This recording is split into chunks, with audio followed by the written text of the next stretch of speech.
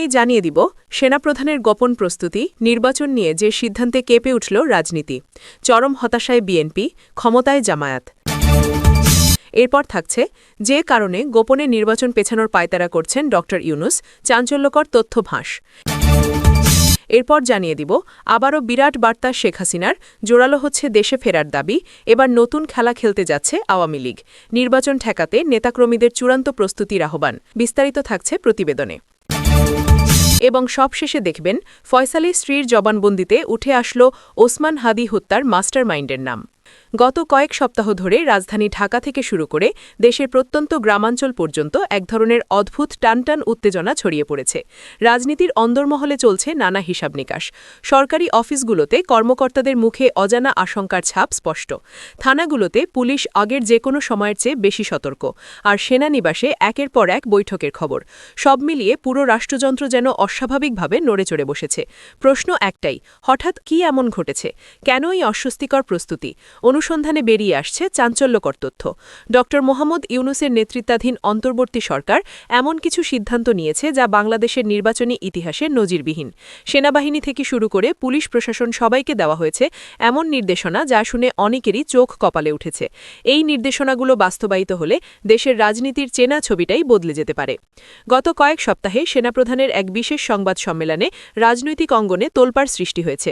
তিনি স্পষ্টভাবে জানান, সেনাবাহিনী সর্বোচ্চ পেশাদারিত্ব বজায় রেখে এবং কঠোর নিরপেক্ষতার সঙ্গে নির্বাচনী দায়িত্ব পালন করবে। ধৈর্য ও বিচক্ষণতার সঙ্গে তারা এই দায়িত্ব সম্পন্ন করবে। কথাগুলো শুনতে স্বাভাবিক মনে হলেও এর ভেতরে লুকিয়ে থাকা বার্তা বুঝতে হলে একটু পেছনে তাকানো জরুরি। ২০২৪ সালের জুলাই-আগস্ট মাসে বাংলাদেশ যে ভয়াবহ সময় পার করেছে তা কারও অজানা নয়।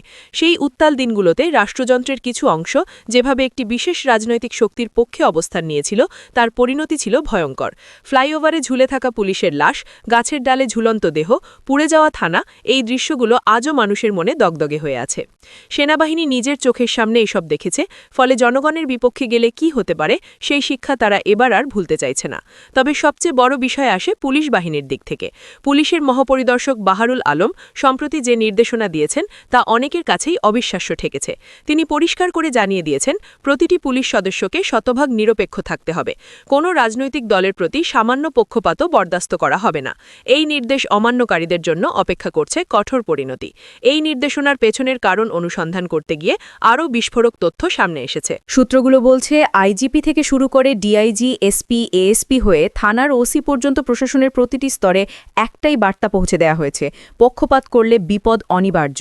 এই বার্তা এতটাই শক্ত যে মাঠ পর্যায়ের অনেক কর্মকর্তা এখন কার্যত আতঙ্কে রয়েছেন। এখানে একটি বিষয় গুরুত্বপূর্ণভাবে উল্লেখ করা হয়েছে। মাঠ পর্যায়ে বহু পুলিশ কর্মকর্তা, বিশেষ করে ওসিদের একটি বড় অংশ দীর্ঘদিন ধরেই একটি নির্দিষ্ট রাজনৈতিক দলের প্রতি ঝোঁক রাখেন বলে অভিযোগ রয়েছে। তারা স্থানীয় রাজনৈতিক নেতাদের আশ্বাস দিয়েছিলেন যে নির্বাচনের সময় কেন্দ্র দখল সহ নানা বিষয়ে সহায়তা করা হবে, কিন্তু হঠাৎ করেই চিত্র পাল্টে গেছে। এখন তারা জানাচ্ছেন, ভাই আর সম্ভব না। ওপর থেকে এমন নির্দেশ এসেছে যে হাত পা বাঁধা। এই দাবির পক্ষে বাস্তব উদাহরণও মিলেছে।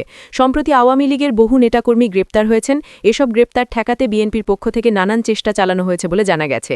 অর্থ খরচের কথাও শোনা যাচ্ছে, কিন্তু পুলিশ কোনো তদবিরেই কর্ণপাত করেনি। তাদের বক্তব্য পরিষ্কার, ওপর থেকে কঠোর নির্দেশ আছে। কোনো রাজনৈতিক দলের সুপারিশ গ্রহণযোগ্য নয়। বিএনপি হোক বা জামায়াত, কারোর জন্য আর আলাদা ছাড় নেই। এই পরিস্থিতিতে সবচেয়ে বেশি বিপাকে পড়েছে বিএনপি। প্রশাসনের ওপর প্রভাব বিস্তার করে নির্বাচনী সুবিধা আদায়ের যে কৌশল তারা এতদিন অনুসরণ করেছিল, সেই পথ এখন কার্যত বন্ধ। তাদের সামনে এখন একটাই বিকল্প, জনগণের দরজায় যাওয়া এবং জনগণ যে রায় দেবে সেটাই মেনে নেওয়া।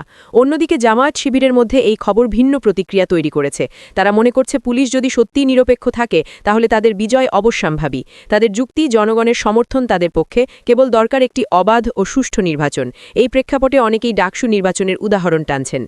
সেই নির্বাচনে শিবিরের জয় নিয়ে ব্যালট কারচুপির অভিযোগ উঠলেও শেষ পর্যন্ত কেউ ফলাফল বদলাতে পারেনি। সবাইকে বাস্তবতা মেনে নিতে হয়েছিল।